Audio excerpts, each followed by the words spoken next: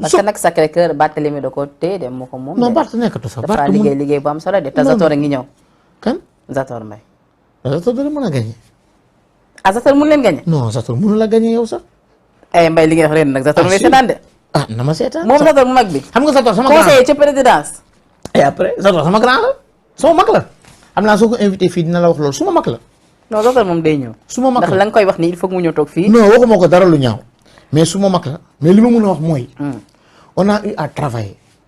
Zator il sait en âme et conscience qu'il ne peut pas nous battre. mais Mbaye nag déedéet nag Mbaye Sène nag sama grand nga man je t'aime bien. mais li ngay wax nii tamit dafa jéggi dayoo te rëy na lool. Zator ak tolluwaay gi mu am ci réew mi. te samp ndëndam fay ca mairie bu Sacré-Cœur. c'est pas la première fois. waaw d'accord di conseil à la présidence. am expérience lool ci wàllu politique. nit yi xam ko réew mi bëgg ko lool jox ko bopp. te Sacré-Cœur gee tamit nit ñi jox nañ ko bopp bëgg nañ ko lool. nga taxaw fii ni moom Zator amul chance su gagné ca mairie ba. nit ku baax la Zator. dégg naa ko keroog nee na ñii sax dañuy am soxla moom la ñuy woo dama xamul ñan ñoo am soxla ba di ko ah loolu da laa bëgg a xam dama xamul ñan ñoo am soxla ba di ko te di gën a garaaw mooy. nga ni. ah dama ko seetaan de dimanche bu lay passé mu ne que ni ñun ñi dañuy am soxla des fois dañ koy peut-être man la xaw ma ñu am soxla. moom Zator ah loolu da la wax de. mais nit ñaa ngi koy am soxla xam naa di ko. waaw d'accord waaw peut-être xam naa ñi ñi am soxla di ko laaj. ah d'accord waaye fii ñi di am soxla dinañ ko laaj bari na de est-ce que loolu jar na waxam. yow sax ay ñun ñoo xamante ne bii nii ñi ngi am soxla ñoo di la ko diis doo toog di ko wax di moom moo ne politicien la. il faut que ñi des fois di ko di soxla mais loolu wax ko. mais est-ce que du waa benn boo ko yaakaar dañoo xaw a moomee loolu nag parce que loolu sax gis nañ ko ci tout récemment ak ñoom Néné Fatoumata bi ñu distribué seen ay kit jël seen photo ni ko ci dàng. boobu dinaa ci ñëw boobu dinaa ci ñëw xaaral ma terminer ci Sacré-Cœur. ayca fa nga nekk neex nooy na. gis nga Penda. il faut descendre sur le terrain. nga xeexee doole jàmbur dafa yomb de waaye xeexee sa doole dafa metti est-ce que dégg nga li ma wax. xeexee doole jàmbur dafa metti. xeexee doole jàmbur dafa yomb. dafa yomb. waaye xeexee sa doole. dégg naa la. dafa metti. dégg naa la. xeexee doole jàmbur. dafa yomb lool. mun nga génne jaar fii def fii ak affaire yooyu. mais xeexee sa doole bopp. dafa metti de mu leeral ni yaa koy. kon da nga jàpp ni Zator moom alalu président Macky Sall yu ne mel. c'est normal fa la nekk état lañ nekk. mais mun na jël propre alalam tamit di ci ba tey loolu tamit weddi ma ko. ba tey weddi ma ko mais leer na leer ni. muy man mi de. mënumaa jël alalu état bi parce que bokkuma ci ñoom. kon da nga jàpp ni Zator day jël alalu état bi di ko politique Mbaye Sène. non néew ma day jël alalu état bi. mais njott nga loolu. non néew ma day jël ndax nga waxee la Mbaye. non dama ne. xam nga c'est-à-dire il fait partie. il est au pouvoir il fait partie ci Benno Bokk Yaakaar. mais Benno Bokk Yaakaar ñooñu kenn ñooy jàppale seen ay nit nekk conseiller présidence. lu mu wax président Macky Sall loolu président Macky Sall def. président bëgg na ko lool jox na ko bopp. waaw d'accord c'est très bien. yàlla na ko yàgg bëgg jox ko bopp parce que Zator. guerrier la wax dëgg fa yàlla. guerrier la jàmbaar la man doo léegi laa ko xam. mais ci jàmbaarteem boobu sama grand frère bàcc bàccum gerte yi. non Zator mënuñoo bàcce. Zator mënuñoo bàcc moom en âme et conscience xam Zator ku muy bàcc. Zator mënuñoo bàcc moom xam na ko. te je donne rendez-vous le 23 janvier au soir. du Sénégal 7 dina ñëw couvrir. bañ a ñëw. waaw ma ne xool jamono gi luñ bokkul baax. non nañ bàyyi ñoom sax ñooñu am nañ un problème d'investiture xaw ma sax kan la ñuy teg seen foofu xaw ma léegi ñu ngi naan Zator ñi ñu ngi naan Alpha Baylo ñi ñu ngi naan Délé ñu ngi naan ñoom am nañ problème boobu sax ñoom ba pare. dégg naa sax aussi APR aussi teg nañ keneen teen Babacar mooy candidat am na yu bëri daal ñu ngi koy. jubóowuñ daal seen biir ñoom daal bàyyi leen. ñoom nañ jéem a lijjanti candidat ba pare balaa sax ñoo wax ay Zator. nañu xool ni kan la ñuy investir ba pare. waaw suñu investir kooku ci tête de liste bi ñu jéem a xool naka la ñuy jàkkaarloog moom mais man gëm naa ni am naa yaqin ni liggéey bi nga xamante ni bi ñu ngi koy def ñu ànd ci ñun ñëpp jiital Ndiaklaax incha allah au soir du 23 janvier Ndiaklaax dinañ ko porter ci li nga xamante ni moom mooy à la tête de la commune de Baobab Mermoz Sacré-Cœur. Barthélémy Dias noo gisee gestion bu mu amal ci Sacré-Cœur def boobu tey bu mu fa nekkee maire. bon. liggéey na wala liggéey. je dirais une gestion nuancée. pourquoi. parce que li taxoon ma contre ko ba ànduma ak moom en 2014 la mu fa defuloon la. Barthélémy ngay waxal dafa bëri histoire de. waaw man de Barthélémy du may kenn dara de. fii ñëpp bëri histoire day kiri suñu kaw de. xaaral fii ñëpp bëri histoire. en 2014 li taxoon ñu contre ko parce que nu mu doon doxalee mairie bi lañ jàppee ni noonu baaxul ci diggante bi am na ay jéego yoo xamante ne bii nii def na ko ci dox na ko ci mais fi nga xamante ne bi laa koy alerter. mooy il faudrait que muy écouter population bi. parce que y a récemment un problème boo xamante ne bii nii mu ngi am Sacré-Cœur ci kaw. ban problème la. moom mooy problème mu terrain la. problème mu espace la. il faudrait que pour man problème yoo gis ci àddina ça se règle autour d'une table. wool ña fa dëkk nga waxtaan ak ñoom nga ne leen kat nii ak nii laa bëggee doxalee gis nga nit soo ko yëgee jox ko cër rek mu delloo la ko. kon daal joxu leen cër moom day ñëw rek def lu ko saf dem yoonam. non néew ma joxuñu cër ba tey. mais dafa des. non doxuma la dafa des sax. waxin la loolu benn proverbe ma lay génne la. on a de très bonnes relations mais dama jàpp ni soo amee ñoo xam te da ngeen di jiite dee leen laaj seen avis. mu gën a jege askan bi daal. non ñàkkul jege askan wi de.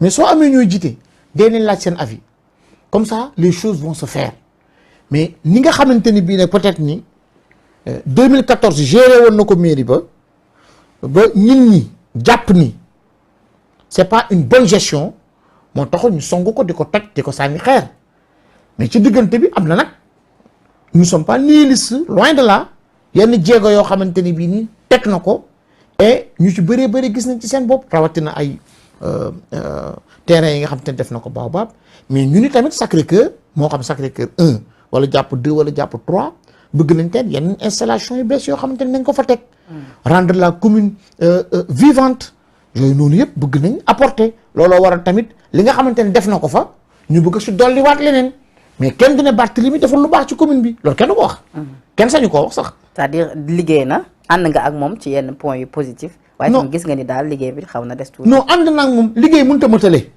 te président Macky Sall sax su demee ne ku koy remplacer dina eggale yeneen yi parce que terre baa ngi nii tëdd boobu ba tey mënut a fexe ba jóg terre toujours à terre BRT bi ñu ngi koy dig nit ñi ak yeneen ak yeneen ak yeneen dégg naa ñu ngi bëgg a commencer sax lenn lu bees cleaning day bi ñu bëgg a indiwaat te indiwoon nañ ko fi bee passé loolu kay wax na ko ca ba mu nekkee ca Dubaï la ko xamal dañuy xalaat di wax rek président Macky Sall ñoom dañuy fent rek di wax quoi ñoom tellement de slogan d'accord tellement de slogan d'accord kon daal loolu moo nekk sa gis-gis par rapport ak foofee ca Sacré-Cœur di gox bi nga xam fa nga dëkk waaye itam ngeen am fa ay ambition yu rëy rëy loolu dinañ ci ñëwaat tuuti mais fi ma bëgg ñu ñëw sànq dama ko fël muy benn brèche muy par rapport ak kit yi nga xam parce que yow jamono ji yéen je pense que yéen sax yéen ngi distribuer ay kit mais yéen defu lañ gis ay photo yu ni mel si kay yeeg yooyu ngeen di distribuer xale yi non j'ai une association. mais yow Mbaye Sène loolu nu ngeen ko gisee politiciens yi nga xamante ni rawatina waa Benno Bokk Yaakaar di Mame Boye Diao ak ki nga xamante ni moo Néné Fatoumata Tall distribuer ay kit jox ko élèves yi ci rentrée scolaire bi jël seen ay photo ni ko daang bu mu créer susciter li nga xamante ni moo di polémique jamono ji la. c'est pas normal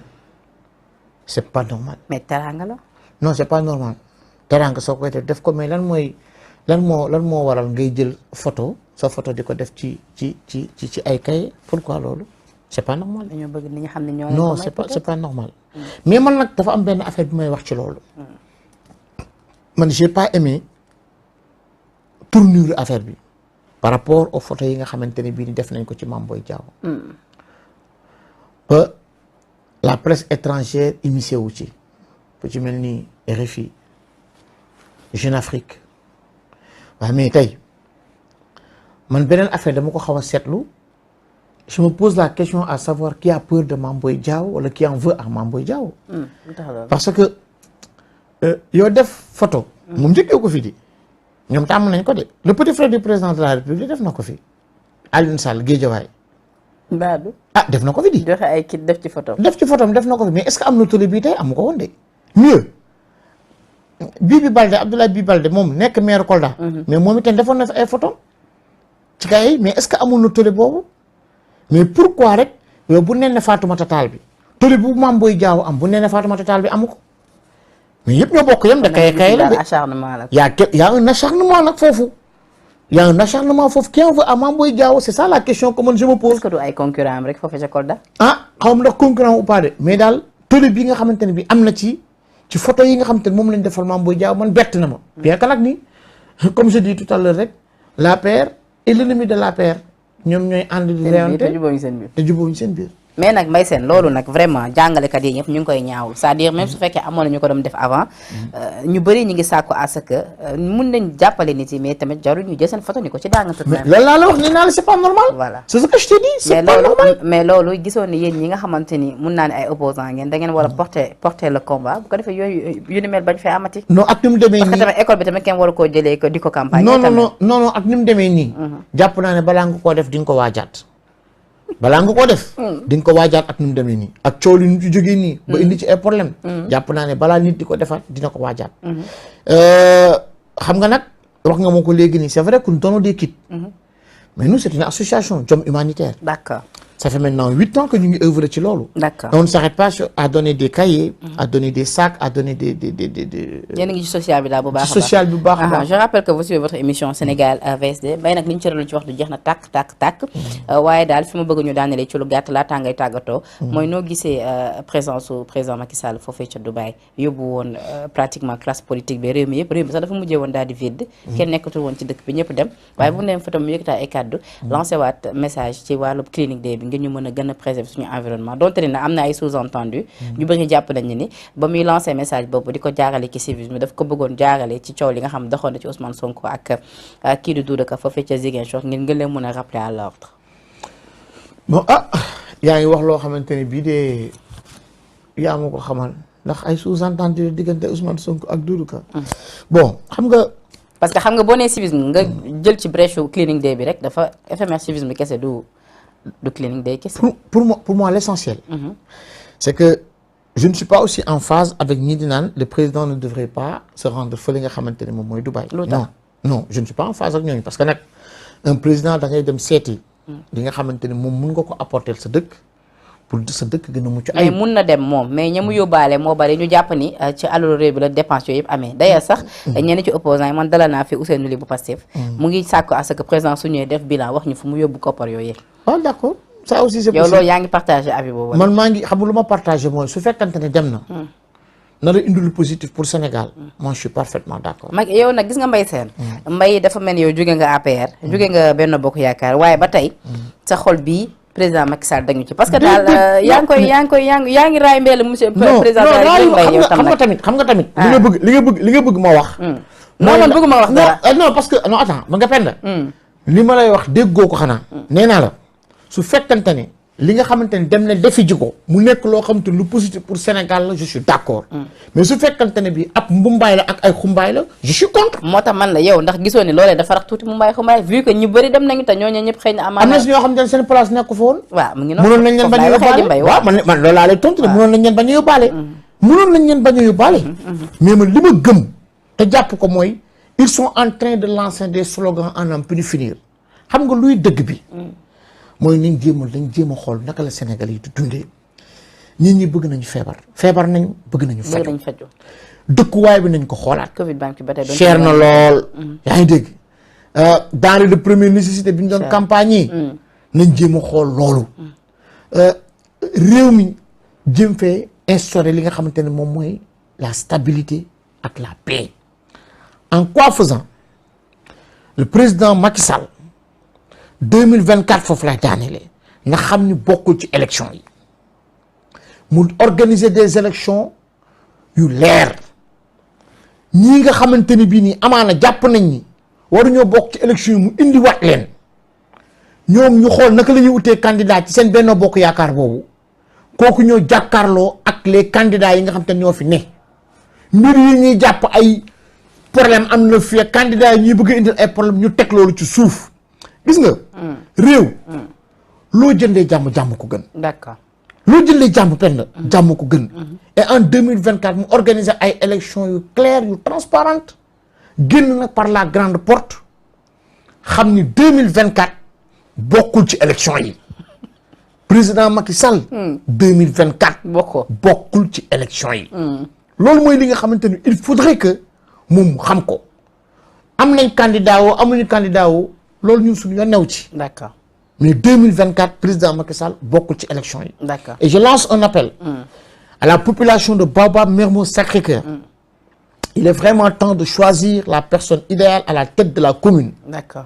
Et cette non damay toog dama koy wax de. Mbaye nag. waaw tur bi nag dama koy wax de yéen a ma invité damay wax de.